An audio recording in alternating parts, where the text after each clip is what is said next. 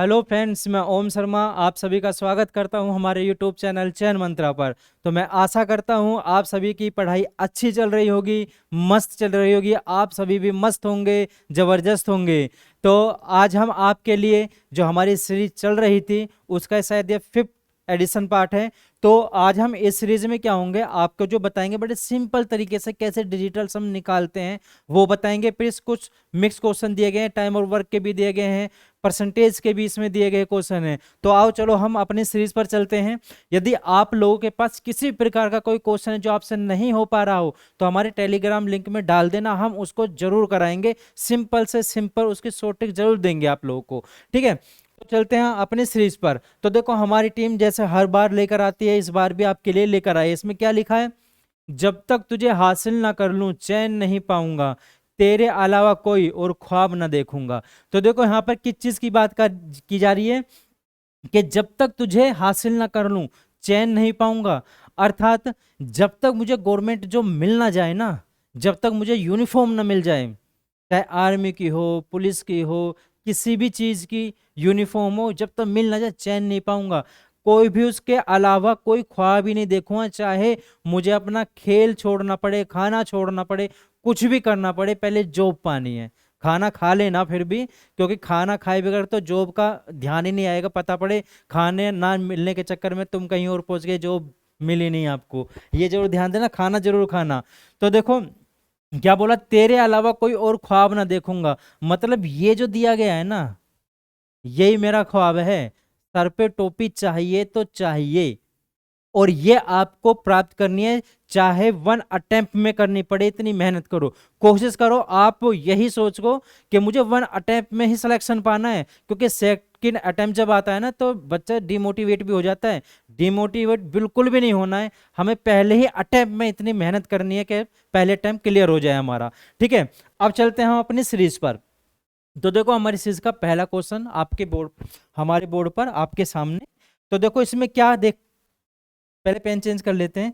क्या पूछा जा रहा है, दिया गया है इसमें वैल्यू फाइंड का आउट करनी है। तो इसमें यदि हम करने लगे, इसको जोड़ करने लगे, तो कम से कम ये 45 से 60 सेकंड ले जाएगा, बर्बाद करेगा। लेकिन हमें वो भी बर्बाद नहीं करना है। तो पहले सबसे पहले ध्यान देना, ये जो डिजिटल सम होता है, इस डिजिटल सम में सबसे पहले ये ध्यान देना कि जब कभी भी मल्टीप्लाई करने पर, ठीक है, या ऐड करने पर, माइनस करने पर, या डिवाइड करने पर आपके सामने 9 वैल्यू आती है, तो हमें उसको काउंट नहीं करना है, हमें उसको जीरो मारना है। जैसे मैंने बोला 3 + 6 कितने हो गए, 9 हो गए। अब ये 9 आ गया, हमें काउंट नहीं करना। 4 + 5 कितने आ गए, 9 आ गया, नहीं काउंट करना। 3 × 3 कितना आ गया, 9 आ गया, नहीं काउंट करना। मतलब 9 को हमें काउंट ही नहीं करना है बिल्कुल भी, और सभी को काउंट करना है। अब देखो कैसे, यदि हम क्वेश्चन पे चलें तो देखो 3 3 3 कितने हो गए, 9 हो गए, काट दो। अब देखो इसमें परसेंटेज हो, पॉइंट हो, किसी का कोई रोल नहीं है, सब सिंपल तरीके से होगा। 3 3 3 9 हो गए, छोड़ दो। 3 और 3 कितने हो गए, 6 हो गए, ऐड कर लिया, प्लस का निशान दिया, प्लस लिखा। 3 3 3 कितने हो गए, ये तीनों 9 हो गए, एक 3 बचा, 3 ले लिया, प्लस दिया गया है। 3 3 3 9 हो गए, छोड़ दो। अब देखो 3 और 3 कितने हो गए, 6 हो गए, ठीक है। 6 6 12 और 3 कितने हो गए, 15। अब हमारे पास आ गई वैल्यू 15। अब डिजिटल सम यही बोलता है कि जो 15 दिया गया है ना, इसको भी ऐड कर लो आपस में। 5 और 1 कितना हो गया, 6। तो इसकी वैल्यू कितनी आ गई, 6 इसका मान आ गया, 6 इसका मान आ गया। अब हमारे पास ये जो ऑप्शन दिए गए हैं, अब इस ऑप्शन में देख लो किसका डिजिटल 6 आ रहा है।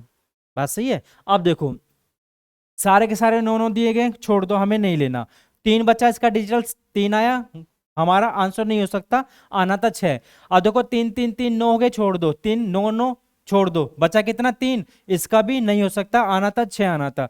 देखो 9 9 आपस में काट दो, 3 और 3 कितना हो गए, 6, बिल्कुल 3 और 3 6 हो गए। यही हमारा डिजिटल समय, यही हमारा करेक्ट आंसर हो गया। आगे भी देख लेते हैं। 9 छोड़ दो, 9 नहीं लेना है, 3 3 3 फिर 9 आ गया, इसको भी छोड़ दो। तो हमारा राइट आंसर क्या हो गया, सी करेक्ट आंसर हो गया। ये सबसे अच्छा तरीका होता है डिजिटल सम निकालने का। चाहे और भी जितने भी वैल्यू दी हो ना, जितना भी लंबा लेंथी क्वेश्चन लगे, उसको हमेशा इस टाइप से निकाल दो डिजिटल सम से। नेक्स्ट क्वेश्चन पे चलते हैं। अब देखो इस क्वेश्चन में क्या दिया, परसेंटेज दिया गया है। मैंने बोला परसेंटेज हो, पॉइंट हो, किसी का कोई वैल्यू नहीं होगा डिजिटल सम निकालने में। अब देखो इसको, 4 और 4 कितने हो गए, 8 हो गए, ठीक है। ऑफ का निशान दिया गया यानी मल्टीपल, ठीक है।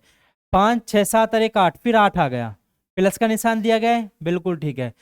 7 और 5 कितने हो गए, 12। अब देखो ये कितना आ गया, 12 आ गया। 2 और 1 कितना हो गया, 3, यानी यहाँ पे आया 3। फिर ऑफ का निशान है, काट दो। 8 और 4 कितना हो गए, 12। 8 और 4 12 हो गए, इन दोनों को भी जोड़ दो। 2 और 1 कितना हो गए, 3। क्योंकि हमें क्या लेना है, केवल सिंगल डिजिट लेनी होती है। जो भी वैल्यू आपने भी देखा होगा जब खेल खेलते हैं, तो मोस्टली बंदे क्या होते हैं, खेल में खेल होता है ना, वैल्यूज दी गई होती है, जैसे 19 दी हो गया है, इसको कम से कम में निकालना होता है। तो वो जो डिजिट होते हैं ना कम से कम में, वो निकाल ली जाती है। जैसे हमने निकाली 7 8, इसके डिजिट निकाल लो। 14 और 1 15, 15 आ गया, इन दोनों को भी जोड़ दो 3। तो क्या वैल्यू को छोटा करते चलना है। तो बस वही चीज हमें यहाँ पे करनी है। अब देखो 3 और 3 कितना हो गए, 9 हो गया। अब 3 3 कितना हो गए, 9, छोड़ दो, क्योंकि हमें 9 तो लेना ही नहीं है। मैंने स्टार्टिंग में बताया 9 को तो काउंट ही नहीं करना। 8 और 8 कितना हो गए, 64 हो गए। अब ये 64 हो गए, 6 और 4 आ गया, 6 और 4 को भी जोड़ दो, कितना हो गया, 10 आ गया। अब इन दोनों को भी जोड़ दो, 10 में 1 और प्लस 0 करेंगे, क्या आ गया, 1, यानी इसका डिजिटल सम कितना आ गया, 1 आ गया। 1 आ गया डिजिटल सम। अब हमें ऑप्शन पे जाना है कि ऑप्शन में डिजिटल सम 1 किसका आएगा। ठीक है, अब देखो इसका 6 है, डिजिटल सम छोड़ दो। 6 6 12, 12 6 कितना हो गया, 18। 18 यानी 8 और 1 9, छोड़ दो, नहीं ले सकते क्योंकि हमारा 1 आना था। ठीक है, अब देखो कितना हो गया, 8 और 5 कितना हो गए, 13। 13 और 6 कितना हो गए, 19। अब देखो ये आ गया 19, 19 आया। 9 और 1 कितना हो गया, 10। इन दोनों को भी जोड़ा, कितना आ गया, 1। तो इसका डिजिटल सम 1 हो गया, तो ये हमारा राइट आंसर हो गया। ऐसे है ना, सिंपल तरीके से। इसको भी जोड़ोगे तो ये भी डिजिटल सम नहीं आएगा, तो इसका सी करेक्ट ऑप्शन हो जाएगा। तो डिजिटल सम निकालना बड़ा आसान होता है, कोई हार्ड नहीं होता। नेक्स्ट क्वेश्चन पे चलते हैं। अब देखो हमारे सामने क्वेश्चन दिया गया, इसमें क्या पूछा है, एक आदमी ने एक वस्तु को 7% हानि पर बेचा। यदि वह इसे 9% लाभ पर बेचता तो उसको कितने का, 64 रुपए का लाभ होता। बात सही है ना। अब देखो इसमें क्या बोला गया, सबसे पहले एक ध्यान देना, जब भी आपके सामने विपरीत चिन्ह आ जाए ना, विपरीत चिन्ह आ जाए, जैसे प्लस माइनस आ गया, प्लस प्लस और माइनस, तो हमेशा ध्यान देना इनको ऐड करना है। माइनस प्लस आ गया, ऐड करना है। और जब भी एक से चिन्ह आ गए उनको क्या कर देना है, जब भी एक से चिन्ह आ जाएंगे उनको घटा देना है। इस टाइप के क्वेश्चन में हमेशा घटा देना है। अगर जो इसको करना चाहो को 7% हानि है, इसको 92 भी लिख सकते हैं, तो लंबा बैठ जाएगा, लंबा बैठ जाएगा। इसका सबसे सिंपल तरीका यही है कि जब भी विपरीत चिन्ह आ गया, देखो यहाँ पे हानि है और यहाँ पे लाभ है, दोनों विपरीत आ गए ना, एक तरफ हानि एक तरफ लाभ है। तो जब दोनों विपरीत आ गए तो दोनों को जोड़ दो। जब भी विपरीत आ जाते, यदि लाभ लाभ होता तो घटाते, हानि हानि होता तो घटाते, लेकिन लाभ हानि, हानि लाभ, ये दोनों आ जाए तो हमेशा जोड़ना है। तो कितना, 9 और 7 कितना हो गए, 16। इसका मतलब हो गया 16% की वैल्यू कितनी होगी, 64 दी गई है। 16% की वैल्यू कितनी है, 64। तो 1% की वैल्यू कितनी हो जाएगी, 1% की वैल्यू आ गई 4। और हमें निकालनी है 100 की, तो 100 का मल्टीपल कर दो। राइट आंसर क्या हो जाएगा, इसका डी करेक्ट हो जाएगा। पेन उठाने की भी जरूरत नहीं है इसमें। 7 और 9 कितने हो गए, 16, 16 चौका 64, यानी 4% की वैल्यू आ गई, 100 की निकाल दी, कितना आ गया, 400 आ गया। क्योंकि मैंने क्यों लिखा है, देखो ये माइनस का 7 है और ये प्लस का 9 है, तो इन दोनों के बीच में -6 -5 -4 -3 -2 डॉट डॉट डॉट, इन दोनों के बीच में जो डिजिट आएंगे ना, टोटल 16 डिजिट आएंगे। तो सीधा सीधा इनको ऐड कर दो। बात सही है ना। आगे चलते हैं। अब देखो आगे सेम उसी तरह क्वेश्चन है, बस इसमें क्या कर दिया गया है, ठीक है, ये क्वेश्चन दिया गया है, सेम क्वेश्चन था, एक और लाए थे आपके लिए, वो यहाँ पे पूछा दिया, कोई दिक्कत नहीं है। तो पहले इसी को कर लेते हैं। अब देखो इसमें क्या दिया गया है, 36 पुस्तकों का अंकित मूल्य 30 पुस्तकों के विक्रय मूल्य के बराबर दिया, तो लाभ पूछा गया। अब देखो लाभ कब होता है, लाभ जब भी तो होता है, कोई वस्तु को आपने कम मूल्यों में खरीदा, ज्यादा में बेच दिया, तभी तो लाभ होता है। हानि कब होती है, आपने जितने मूल्य में खरीदे उससे कम मूल्य में उसको बेच दिया, तो हानि हो जाती है। ठीक है, अब देखो 36 पुस्तकों का अंकित मूल्य 30 पुस्तकों के विक्रय मूल्य के बराबर है। अब इसमें सीपी क्या है और इसमें एसपी क्या है, ये तो निकालनी है। अब देखो इसमें जब भी आप इसमें लाभ पूछा गया है, तो हमेशा छोटे डिजिट क्या होती है, सीपी होती है, और बड़ी डिजिट क्या होती है, एसपी होती है। बात सही है ना। या अब भी समझ में ना आया तो इसमें 36 पुस्तकों का क्या अंकित मूल्य है। अब देखो जहां एमआरपी आया, एमआरपी आए या सीपी आए, तो कोई इसमें अंतर नहीं है। तो क्या आ गया, सीपी इक्वल टू 30 मल्टीपल विक्रय मूल्य कितना आ गया, एसपी। तो अब इन दोनों को वैल्यू को विपरीत कर दो, यानी ये सीपी के नीचे आ जाएगी 30, और ये एसपी के नीचे आ जाएगी कितना, आ गया 36। ऐसे भी कर सकते हो, ठीक है ना, ऐसे भी कर सकते हो। अब देखो भाई, कोई वस्तु है उसने 30 रुपए की खरीदी, 36 में बेच दी, तो लाभ कितने का हुआ, 6 का हुआ। कितने पर, हमेशा लाभ या हानि सीपी पर ही निकाली जाती है, ठीक है, कितने पर, 30 पर। परसेंटेज बनाने के लिए 100 से गुना, 6 पंजे 30 और 5 दूनी 10, कितना आ गया, 20%। तो इसका राइट आंसर क्या होगा, 20। यानी लाभ कितने परसेंट हुआ, 20% लाभ हुआ। बस ही है। अब आगे चलते हैं। अब देखो ये क्वेश्चन दिया गया, व्यापारी, व्यापारी हमेशा अपने प्रॉफिट की बात करे। कोई भी व्यापारी हो, जो बिजनेसमैन होगा, हमेशा अपने प्रॉफिट पर ही चलता है। जितनी बड़ी बड़ी कंपनियां होते हैं, बोलते हैं ना एक के साथ एक फ्री, या एक के साथ ये वाली चीज वस्तु फ्री। तो हमेशा ध्यान देना, कोई भी कंपनी हो, कोई भी फ्री में कोई चीज नहीं देती। हमेशा होते हैं ना, हमेशा उसका मूल्य उतना का उतना ही करके कन्वर्ट करके उतना पहुंचा देते हैं।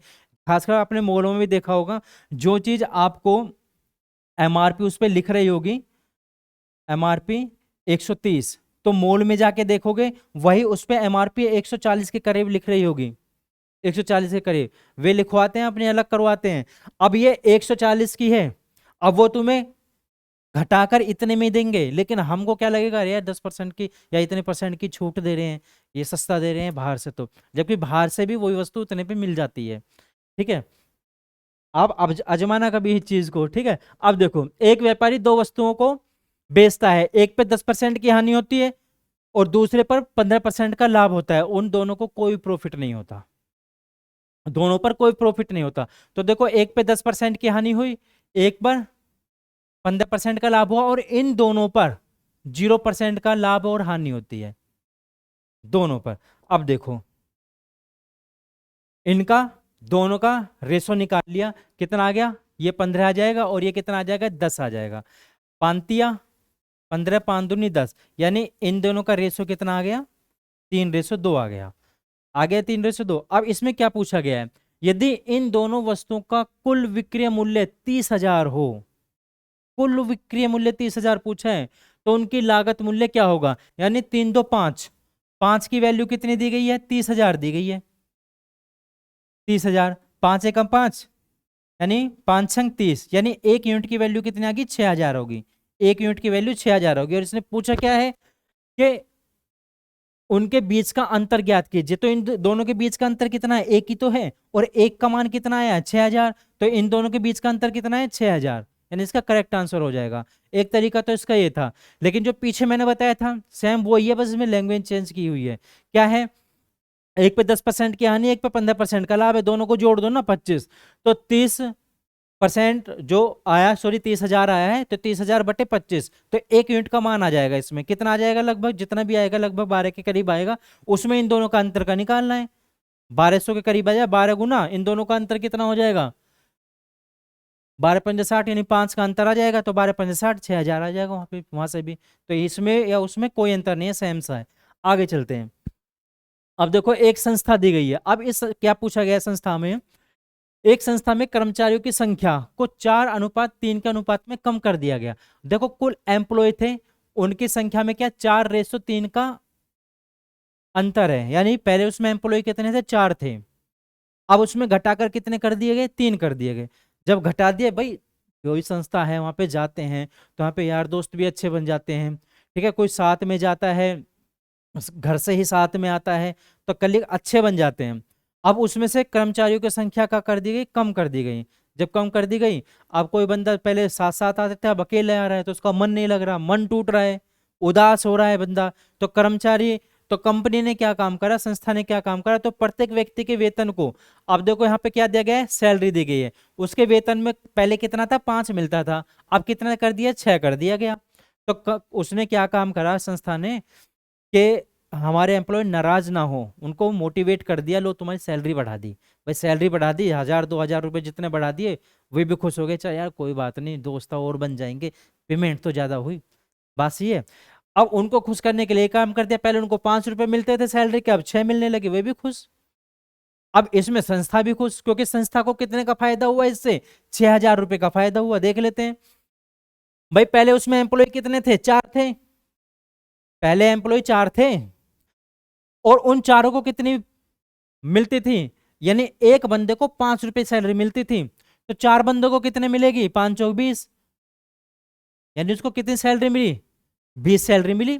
भाई संस्था में टोटल 4 व्यक्ति थे का जो काम कर रहे थे, और एक व्यक्ति को 5 रुपए की सैलरी मिलती थी, एक व्यक्ति को 5 रुपए मिल रहे हैं, तो 4 व्यक्तियों को कितने मिल जाएंगे, 20 ही तो मिले, घट गए, एम्प्लॉय 3 बचे, अब उनकी सैलरी बढ़ गई, 6 कर दी, अब एक बंदे को 6 रुपए की सैलरी मिल रही है, तो 3 बंदों को कितनी मिल जाएगी, 18 को, 18 सैलरी मिलेगी। अब देखो संस्था कितनी तेज है, पहले संस्था को 20 रुपए देने पड़ते थे, अब संस्था को 18 रुपए देने पड़ रहे हैं, तो देखो संस्था को यहाँ पे कितने का फायदा हुआ संस्था को, यहाँ पे संस्था को 2 यूनिट का फायदा हो गया, 2 यूनिट का फायदा हो गया संस्था को, लेकिन वास्तव में कितने का फायदा हुआ, 6000 का फायदा, वास्तव में कितने का हुआ, 6000 का फायदा।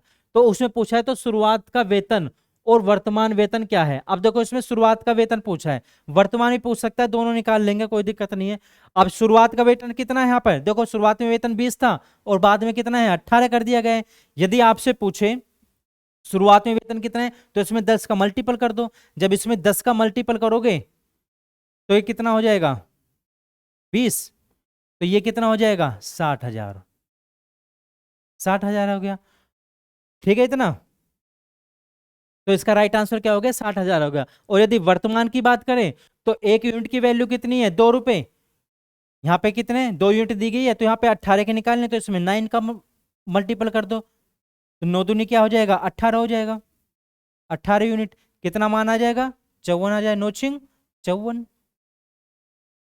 तो 54,000 होता, तो इसका राइट आंसर क्या होगा, 6,000 हो गया। ठीक है, आगे चलते हैं।